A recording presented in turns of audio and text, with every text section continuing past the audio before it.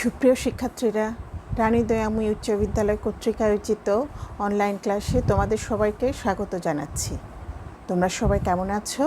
আশা করি ভালো আছো। আমিও ভালো আছি। আর প্রতিদিনের মতো আমি তন্দ্রা চাকমা, সহকারী শিক্ষক, রানী দয়াময়ী উচ্চ বিদ্যালয়, রাঙ্গামাটি। সুপ্রিয় শিক্ষার্থীরা, আজকে তোমাদের মাঝে উপস্থিত হয়েছি অষ্টম শ্রেণীর বাংলাদেশ ও বিশ্ব পরিচয় বিষয় নিয়ে। আর আজকে আমরা অধ্যায় পড়ব ৮, বাংলাদেশের দুর্যোগ, এবং পাঠ পড়ব বৈশ্বিক উষ্ণায়নের ধারণা, কারণ ও প্রভাব। তাহলে শিক্ষার্থীরা, আমরা শিক্ষণফল জেনে নিই যে আমরা পাঠ শেষে কী কী শিখতে পারবো।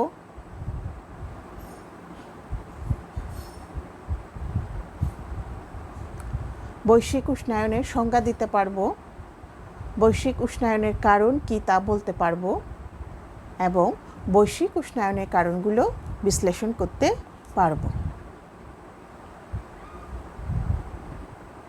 আমরা শিক্ষার্থীরা চিত্রটা একটু লক্ষ্য করি, আমরা একটা দেখতে পাচ্ছি, বৈশ্বিক উষ্ণায়ন বা কি, পৃথিবীতে তাপমাত্রা বৃদ্ধি পাচ্ছে। তাহলে পৃথিবীর তাপমাত্রা বৃদ্ধিকে আমরা কি বলতে পারি? বৈশ্বিক উষ্ণায়ন বলতে পারি। তাহলে বৈশ্বিক উষ্ণায়নের ধারণা ও কারণ। তাহলে শিক্ষার্থীরা, আমরা বৈশ্বিক উষ্ণায়নের ধারণাটা একটু পড়ে নিই। বৈশ্বিক উষ্ণায়ন হলো জলবায়ু পরিবর্তনের একটি বিশেষ ঘটনা। সাধারণত সময় বা কারণ নিরপেক্ষ হলেও বৈশ্বিক উষ্ণায়ন বলতে মূলত বর্তমানে উষ্ণতা বৃদ্ধিকে নির্দেশ করা হয়, যা মানুষের কার্যক্রমের প্রকাশ ঘটায়। বৈশ্বিক উষ্ণায়নের ফলে, দুঃখিত, উষ্ণায়নের বানানটা একটু ভুল আসছে। বৈশ্বিক উষ্ণায়নের ফলে হিমবাহ গলে যাওয়ার কারণে মানব শরীরে এবং পরিবেশের উপর বিরূপ প্রভাব পড়ছে। শিক্ষার্থীরা, তাহলে আমরা এবার দেখি যে কারণগুলো কি, বৈশ্বিক উষ্ণায়নের কারণ কি। বৈশ্বিক উষ্ণায়নের কারণ হচ্ছে বায়ুমণ্ডলে বিভিন্ন ক্ষতিকর গ্যাস বৃদ্ধি হচ্ছে মূলত বৈশ্বিক উষ্ণায়নের কারণ। বায়ুমণ্ডলে নাইট্রোজেন ও অক্সিজেন ছাড়াও সামান্য পরিমাণে কার্বন ডাইঅক্সাইড, মিথেন ও নাইট্রাস অক্সাইড আছে। এই গৌণ গ্যাসগুলোকে বলা হয় গ্রিনহাউস গ্যাস। তাহলে মানুষ সৃষ্ট বিভিন্ন গ্যাসের সাথে তারপরে প্রকৃতিগত এই সকল গ্যাসের ক্রমাগত বৃদ্ধি ঘটছে। ঠিক আছে, এই যে এই গ্যাসগুলো ক্রমাগত বৃদ্ধি ঘটছে। তাহলে বায়ুমণ্ডলে গত 1 শতাব্দীতে কার্বন ডাইঅক্সাইড, নাইট্রাস অক্সাইড এবং মিথেনের পরিমাণ মারাত্মকভাবে বৃদ্ধি পেয়েছে। এগুলোর বৃদ্ধি হচ্ছে মূলত বৈশ্বিক উষ্ণায়নের প্রধান কারণ। ঠিক আছে শিক্ষার্থীরা, তাহলে আমরা নিচের চিত্রটি দেখি। বৈশ্বিক উষ্ণায়ন কিভাবে ঘটে তা দেখানো হচ্ছে। অর্থাৎ এখানে গ্রিন হাউস গ্যাস পৃথিবীকে চারিদিকে চাদরের মতো একটি আচ্ছাদন তৈরি করেছে। ঠিক আছে শিক্ষার্থীরা, আমরা কিন্তু ছবিতে দেখতে পাচ্ছি। তার ফল কি হয়েছে? সূর্যের তাপ এই চাদর শোষণ করে। সূর্যের তাপটা কি করছে? এই চাদরগুলো শোষণ করে নিচ্ছে এবং তা পৃথিবী পৃষ্ঠে ছড়িয়ে দিচ্ছে, এবং এগুলো কি পৃথিবী পৃষ্ঠে ছড়াচ্ছে। কেমন?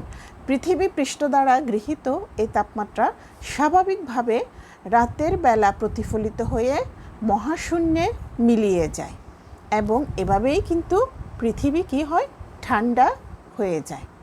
শিক্ষার্থীরা, কিন্তু এভাবেই পৃথিবী ঠান্ডা হয়, কিন্তু বায়ুমণ্ডলে নির্দিষ্ট কিছু গ্যাসের পরিমাণ বৃদ্ধি পাওয়ায় প্রতিফলিত তাপ সম্পূর্ণভাবে মহাশূন্যে মিলিয়ে না গিয়ে বায়ুমণ্ডলকে উত্তপ্ত করে। এভাবেই পৃথিবীর তাপমাত্রা বাড়ছে। একেই বলা হয় বৈশ্বিক উষ্ণায়ন। এই উষ্ণায়নের ফলে বায়ুমণ্ডল ও পৃথিবী ক্রমাগত উত্তপ্ত হয়ে উঠছে, সমুদ্রের পানির উচ্চতা বাড়ছে। ঠিক আছে শিক্ষার্থীরা, তাহলে আমরা কারণটা একটু সংক্ষেপে জানলাম। আরও এবার বিস্তারিত জানব কি কি কারণে পৃথিবী উষ্ণায়ন হচ্ছে বা বৈশ্বিক উষ্ণায়ন হচ্ছে। তাহলে বৈশ্বিক উষ্ণায়নের কারণ। ঠিক আছে শিক্ষার্থীরা? তাহলে আমরা ছবিটাও দেখছি, একটা পৃথিবী থেকে দেখছি, উপরে সূর্য করছে দেখছি। হ্যাঁ, মূলত হচ্ছে বায়ুর মূল উপাদান হলো নাইট্রোজেন ও অক্সিজেন। হ্যাঁ, এছাড়া বায়ুতে সামান্য পরিমাণে কার্বন ডাই অক্সাইড, মিথেন ও নাইট্রাস অক্সাইড আছে। আমরা একটু আগেও কিন্তু পড়লাম শিক্ষার্থীরা। আরও আছে জলীয় বাষ্প ও ওজোন গ্যাস। তাহলে বায়ুমণ্ডলের এই গৌণ গ্যাসগুলোই গ্রিনহাউস গ্যাস বলা হয়। তো প্রকৃতিগতভাবে সৃষ্ট এসব গ্যাস ছাড়াও মানুষ সৃষ্ট, হ্যাঁ, সিএফসি মানে হচ্ছে ক্লোরোফ্লোরোকার্বন। হ্যাঁ, এই সিএফসি এটার অর্থ হচ্ছে হাইড্রোক্লোরোফ্লোরোকার্বন, তারপরে হ্যালোন ইত্যাদি গ্রিনহাউস গ্যাস।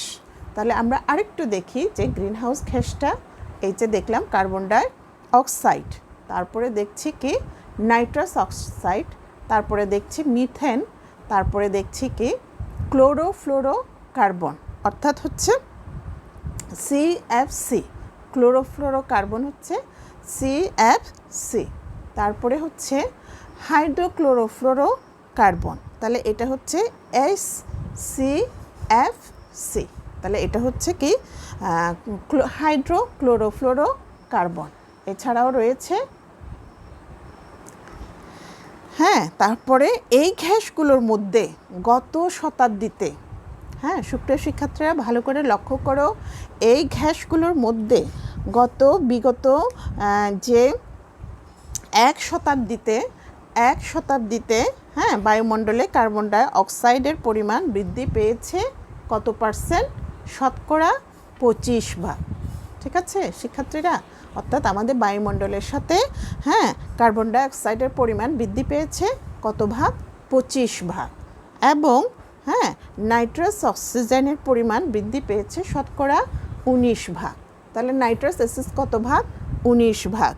এবং হ্যাঁ এবং মিথেনের পরিমাণ বেড়েছে কত? 100%। ঠিক আছে শিক্ষার্থীরা? মনে থাকবে? তাহলে আমাদের যে গত এক শতাব্দীতে মানে 100 বছরের মধ্যে কার্বন ডাই অক্সাইডের পরিমাণ বেড়েছে কত %? 25% বেড়েছে। এবং নাইট্রাস অক্সাইডের পরিমাণ বেড়েছে কত? 19%। এবং মিথেনের পরিমাণ বেড়েছে কত? 100% বেড়েছে, যা বৈশ্বিক উষ্ণায়নের প্রধান কারণ। ঠিক আছে শিক্ষার্থীরা? তাহলে এই হচ্ছে যে আমরা দেখতে পাচ্ছি গ্রিনহাউস গ্যাস ভূপৃষ্ঠে চারপাশে জমা হচ্ছে এবং তার ফলে তাপ বৃদ্ধি পাচ্ছে। তাহলে শিক্ষার্থীরা আমরা বুঝতে পারছিলাম এছাড়াও মানে আমরা আরও কীভাবে আমরা কীভাবে বায়ুমণ্ডল উষ্ণতা বৃদ্ধি পাচ্ছে। হ্যাঁ, আমরা যে সমস্ত দ্রব্য ব্যবহার করি, যেমন এটা কি সবাই চেনো? ফ্রিজ বলে, রেফ্রিজারেটর বলে। ঠিক আছে, রেফ্রিজারেটর ব্যবহারের ফলেও কিন্তু বায়ুর উষ্ণতা বৃদ্ধি পাচ্ছে।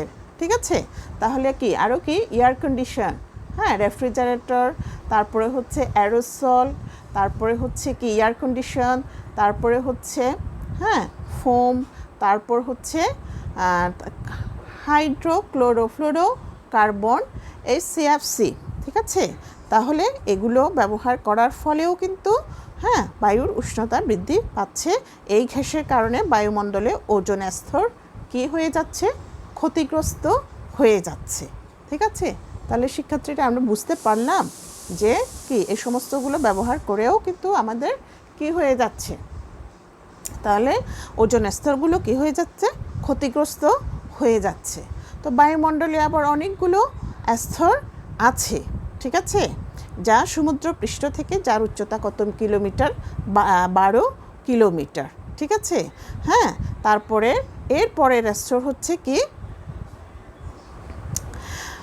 দুঃখিত, হ্যাঁ তারপরের মধ্যে ভূপৃষ্ঠের নিকটবর্তী স্তর হলো ট্রপোস্ফিয়ার, অর্থাৎ সমুদ্র পৃষ্ঠ থেকে এর উচ্চতা হচ্ছে কত কিলোমিটার? 12 কিলোমিটার। এবং এর পরের স্তর হচ্ছে স্ট্রেটোস্ফিয়ার, তারপরের স্তরটির ওজোন স্তর এবং 20 কিলোমিটার পর্যন্ত বিস্তৃত। ঠিক আছে।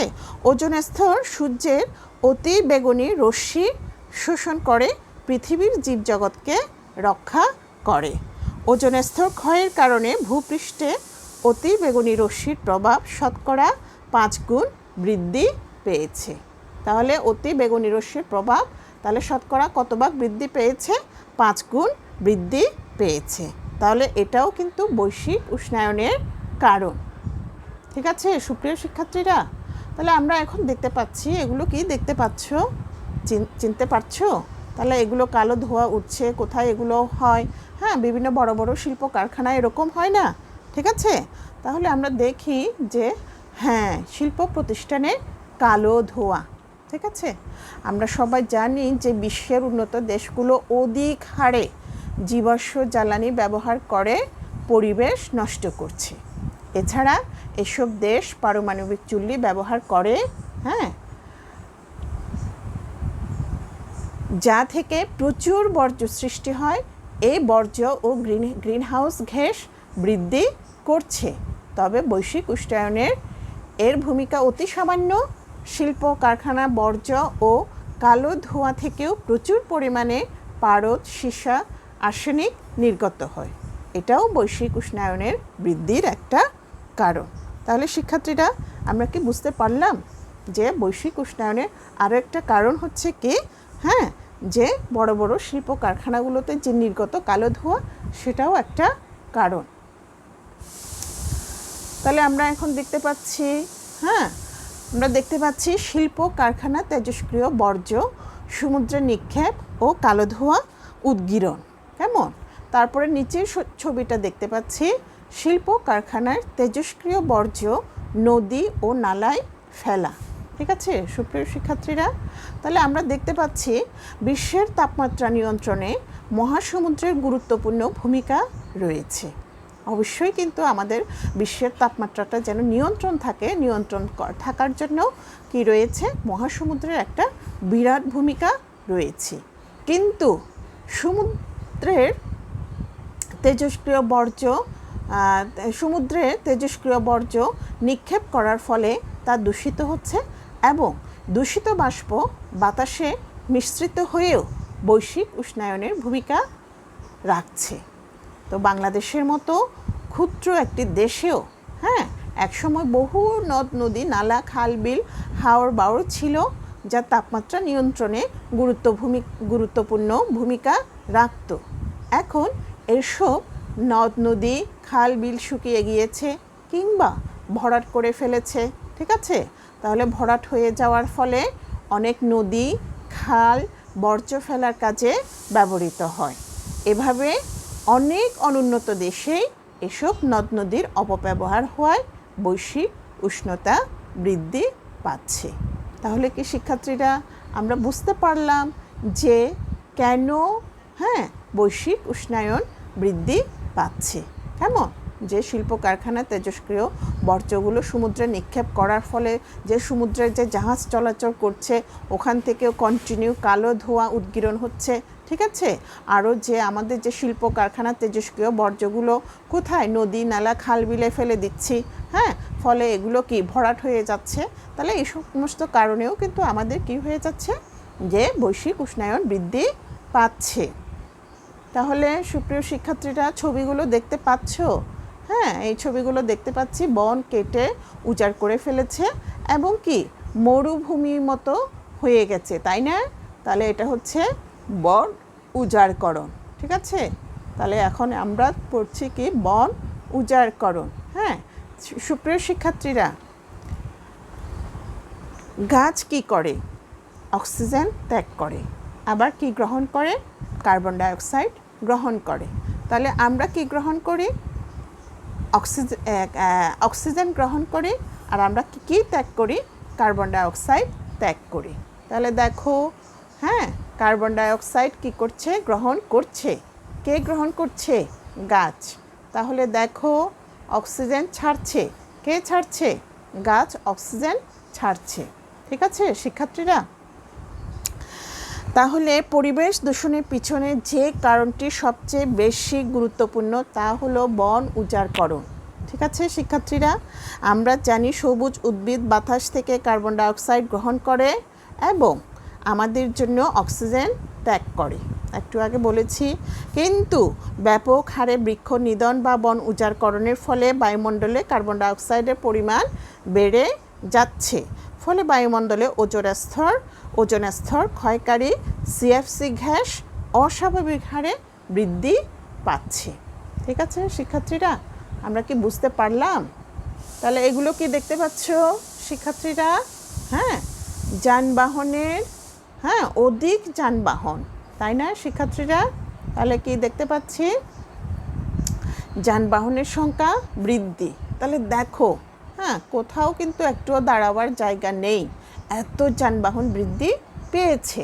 ঠিক আছে, তাহলে কি এগুলোর কারণে কি ক্ষতি হচ্ছে? বর্তমান বিশ্বে ব্যাপক হারে নগর উঠেছে। ঠিক আছে, মানুষ কাজের খোঁজে শহরে ছুটছে, ফলে শহরের জনসংখ্যার চাপ ও বিভিন্ন প্রকার যানবাহনের সংখ্যা বাড়ছে। এসব যানবাহনে নির্গত কালো ধোঁয়া হচ্ছে কার্বন ডাই অক্সাইড। কেমন শিক্ষার্থীরা, বোঝা গেছে? তাহলে কি যে আমাদের যে শহরের মানুষগুলো কোথায় যাচ্ছে? কাজের খোঁজ করার জন্য শহরে চলে যাচ্ছে, তাহলে ওখানে জনসংখ্যা বৃদ্ধি পাচ্ছে, জনসংখ্যার চাপ বাড়ছে এবং বিভিন্ন যানবাহনের সংখ্যাও বাড়ছে। তাহলে এই যে এত যানবাহন চলাচল করছে, প্রতিদিনই কি কালো ধোঁয়া নির্গত হচ্ছে, তাহলে ফলে কি হচ্ছে? কার্বন ডাইঅক্সাইডের পরিমাণটা কি হচ্ছে? বৃদ্ধি পাচ্ছে। তাহলে এটাও কিন্তু একটা বৈশ্বিক উষ্ণায়নের জন্য কারণ। কেমন? তাহলে শিক্ষার্থীরা, এই যে দেখতে পাচ্ছ, এটাও কি ইঞ্জিন চালিত যানবাহন। তাহলে এগুলোর কারণেও কি হয়ে যাচ্ছে? এগুলোর কারণেও বৈশ্বিক উষ্ণতা বৃদ্ধি পাচ্ছে। তাহলে আমরা এই ছবিতে দেখতে পাচ্ছি নাইট্রোজেন সার কীটনাশক প্রয়োগ করছে, অর্থাৎ আমরা কিন্তু এখন যে জমি চাষ করলে ওখানে নাইট্রোজেন সার কিংবা কীটনাশক প্রয়োগ করি। এবং নিচের ছবিটা দেখতে পাচ্ছি যে সেচের মাধ্যমে কৃষি জমি যান্ত্রিক সেচ ব্যবহার।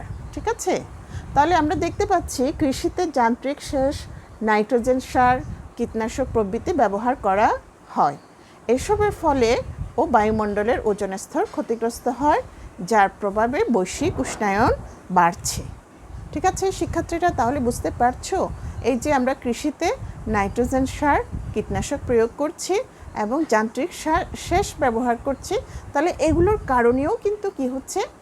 বৈশ্বিক উষ্ণায়ন বৃদ্ধি পাচ্ছে। তাহলে শিক্ষার্থীরা, একটা কাজ, বৈশ্বিক উষ্ণায়নের জন্য কি কি কারণ রয়েছে আমরা একটু আগে যেগুলো পড়েছি সেগুলোই হতে পারে বৈশ্বিক উষ্ণায়নের কারণসমূহ। 1 নম্বর কারণ কি হতে পারে? Green house gas. ঠিক আছে, তারপরে হচ্ছে বন উজাড়করণ, তারপরে হচ্ছে ইঞ্জিন চালিত যানবাহনের সংখ্যা বেশি, আমরা কিন্তু এগুলো দেখেইছি। ঠিক আছে, তাহলে এগুলো হচ্ছে বুলেট পয়েন্টগুলো। কেমন? তারপরে হচ্ছে রেফ্রিজারেটর, ফোম, এয়ারোসোল, তারপরে এয়ার কন্ডিশনার, প্লাস্টিক দ্বারা সিএফসি গ্যাস। ঠিক আছে, তাহলে এগুলোর কারণে কিন্তু কি হচ্ছে? বৈশ্বিক উষ্ণায়ন বৃদ্ধি পাচ্ছে এগুলোর কারণে। তারপরে শিল্প কারখানার তেজস্ক্রিয় বর্জ্য সমুদ্র, নদী, নালায় নিক্ষেপ করছে। ঠিক আছে, তারপর হচ্ছে শিল্প প্রতিষ্ঠানের কালো ধোঁয়া, বড় বড় যে শিল্প প্রতিষ্ঠানগুলো রয়েছে এবং যে পারমাণবিক চুল্লি ব্যবহার করা হচ্ছে, সেখান থেকে কি হচ্ছে? কালো ধোঁয়া বের হচ্ছে এবং সেগুলো কি হয়ে যাচ্ছে? বাতাসের সাথে মিশে দূষিত হয়ে যাচ্ছে। এরপরে হচ্ছে পারমাণবিক চুল্লি, তারপরে হচ্ছে জীবাশ্ম জ্বালানি ব্যবহারের ফলে নাইট্রোজেন সার, কীটনাশক প্রয়োগ ব্যবহার ফলেও কি হয়ে যাচ্ছে? আমাদের বাতাস দূষিত হয়ে যাচ্ছে, বায়ুমণ্ডল দূষিত হয়ে যাচ্ছে এবং ওজোন স্তর ক্ষতিগ্রস্ত হচ্ছে এবং যার প্রভাবে কি হচ্ছে?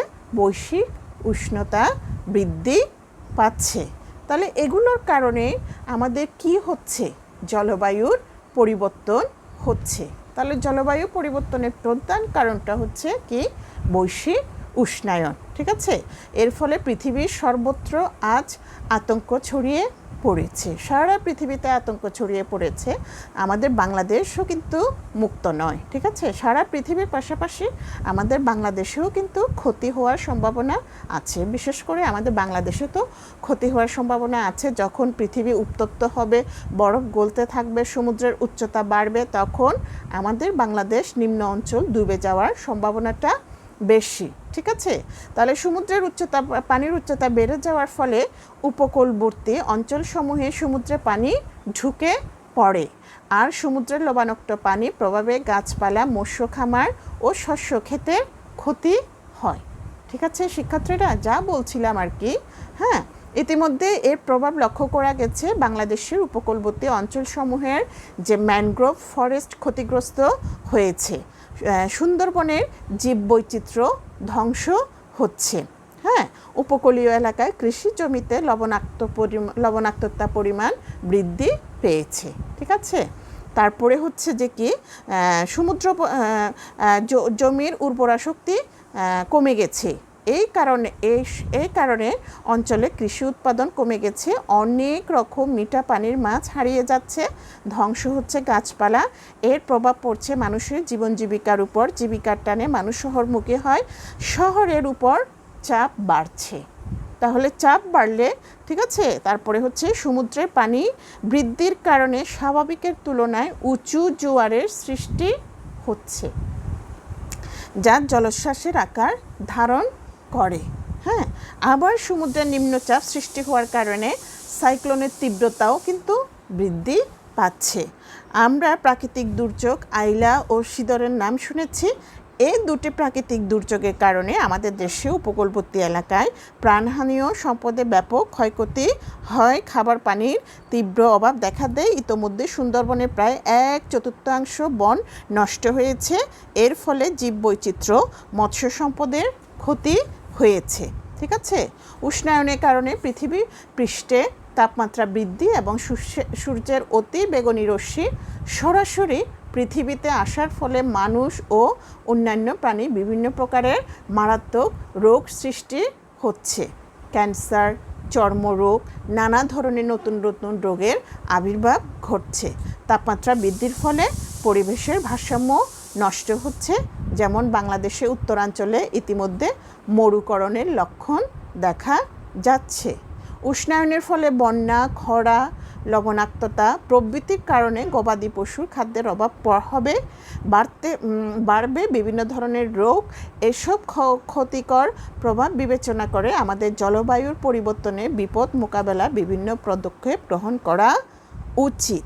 ঠিক আছে শিক্ষার্থীরা, বুঝতে পেরেছো? তাহলে কিন্তু আমাদের, হ্যাঁ, আমরা এখানে যেগুলো আছে এগুলো করব না, কেমন? তাহলে আমরা একটু মূল্যায়ন করে দেখি। শিক্ষার্থীরা, বৈশ্বিক উষ্ণায়নের সংজ্ঞা দাও। হ্যাঁ, আমরা পড়েছিলাম বৈশ্বিক উষ্ণায়নটা কেমন। তারপরে বৈশ্বিক উষ্ণায়নের দুটি কারণ, হ্যাঁ দিতে পারো দুটি কারণটা। এখন যেগুলো পড়লাম কী কী কারণে বৈশ্বিক উষ্ণায়ন হচ্ছে, হ্যাঁ ঠিক আছে। তাহলে হ্যাঁ, তারপরে বৃক্ষ নিধন কীভাবে বৈশ্বিক উষ্ণায়ন ঘটাচ্ছে, ঠিক আছে। পড়েছিলাম যে বৃক্ষ নিধন করলে কি হচ্ছে, গাছ কি ছাড়ে, অক্সিজেন ছাড়ে। গাছ কি গ্রহণ করে, অক্সিজেন, দুঃখিত, কার্বন ডাইঅক্সাইড গ্রহণ করে। এখন কার্বন ডাইঅক্সাইড যদি গাছ গ্রহণ না করে, পৃথিবীতে কার্বন ডাইঅক্সাইডের পরিমাণ বৃদ্ধি পাচ্ছে। তাহলে কার্বন ডাইঅক্সাইডের পরিমাণ বৃদ্ধি পেলেই বায়ুমণ্ডল দূষিত হচ্ছে। বায়ুমণ্ডল দূষিত হলেই কিন্তু পৃথিবীতে উষ্ণায়ন হচ্ছে, ঠিক আছে। তাহলে শিক্ষার্থীরা, এখানে বাড়ির কাজ রইল। বৈশ্বিক উষ্ণায়ন হ্রাসে তুমি কি কি ভূমিকা রাখতে পারো, এটা বাড়ির কাজ রইল শিক্ষার্থীরা। তাছাড়া এখন যেগুলো পড়ালাম তোমরা একটু ভালো করে পড়বে, বই দেখে পড়বে। ক্লাসটা দেখার সময় অবশ্যই বই খুলে বসবে এবং হ্যাঁ, ছোট ছোট প্রশ্নগুলো পড়ার চেষ্টা করবে, ঠিক আছে শিক্ষার্থীরা। তাহলে তোমাদেরকে অসংখ্য ধন্যবাদ জানিয়ে আমার ক্লাস আমি এখানেই সমাপ্তি ঘোষণা করছি। অসংখ্য